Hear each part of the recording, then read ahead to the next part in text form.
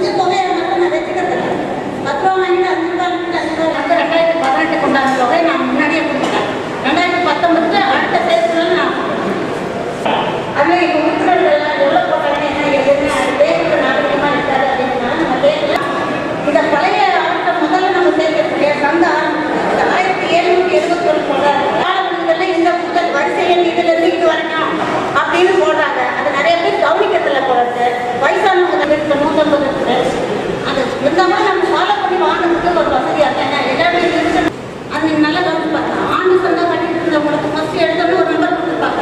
அவங்க இந்த மிடிலாக இது வந்து அவங்க 1000 சந்தாக்கு சொல்லியிருக்காங்க. அடுத்த செயற்குழுக்குள்ளே நீங்கள் வந்து எல்லாரும் கொஞ்சம் இந்த மெம்பர்ஷிப்பு வாங்கும் போதே நான் அடுத்த செயற்குழு சிரமத்தை பாராமல் லிஸ்ட்டு கொடுத்தீங்கன்னா இப்போ வசூல் பண்ணுறதுக்கு வசதியாக இருக்கும் அப்படிங்கிறத நான் சொல்லிக்கிறேன். நம்ம சிலர் வந்து சொன்னாங்க என்ன அப்படின்னு கேட்டால், நம்ம தலைவர் வந்து போகிற சட்டமன்ற தேர்தலில் எலெக்ஷனில் ஒரு மீட்டிங் போட்டு சொன்னாங்க, கவர்மெண்ட்டுக்கு இணையான சம்பளத்தை அவங்களுக்கு நம்ம வாங்கி கொடுத்துருக்கோம்.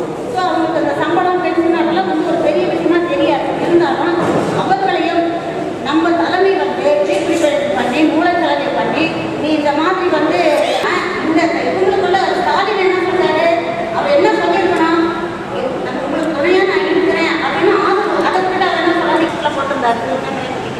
நாங்கள் போனோம் எங்களை யாருன்னு அப்படி கிடையாது. நம்ம போயிட்டே இருக்கணும். அப்படி பங்களிப்பு ஏற்படுமா கூட